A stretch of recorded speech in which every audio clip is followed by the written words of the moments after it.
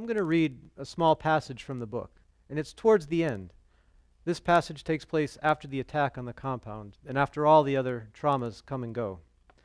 But it gets back focused on Jeff Mutton and how he reacts to the attack and to his scenario. Mutton took leave eventually because he had to. Nobody would have understood had he chosen to stay behind. But service on the front line in the War on Terror had produced in him a craving for misery and pain, an agony not unlike the long, weeping remorse that led to his divorce and his desire to sniff the feet of Vanna Lavinia. He couldn't bear the thought of an ordinary day, of falling asleep without his crackling radio, of an hour at the office without crawling beneath his desk while sirens screamed overhead. He wanted to be there the minute the consulate reopened.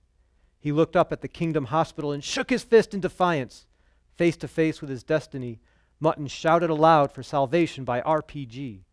But salvation never came. Instead, Mutton booked a ticket to Vegas. During his ascent out of the kingdom, he saw how dark the country was, a breathtaking darkness just shy of infinite. The bright cluster of city lights ended abruptly, surrounded by a desert of black into which he had no hope of seeing. For all the wealth it generated, the kingdom remained a vast, unanswered space. In this empty quarter, the perpetrators of 9/11 had been swaddled and raised, trained to believe, trained not to think. Nothing could enlighten this place. The generations of hearts and minds that stewed under the scorching sun of this desert shared no communion with civilization. They belonged to themselves. They belonged to a version of Islam incompatible with today. They belonged to the 7th century. 24 hours later, Mutton sailed above the great American homeland. He saw a similar blackness, a swath of America that was wasteland, emptiness producing ignorance, excess producing an unchecked will to consume and destroy, a desert.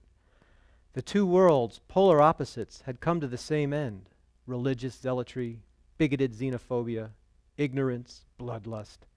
Had Mutton's flight arrived in New York, approaching the cavities on its skyline, he might have felt only rage against the kingdom. But he connected in Detroit, and as he took the final descent through the abundant desert darkness toward the unholy light of Vegas, Mutton was driven toward understanding and recognition of the human frailty of both nations.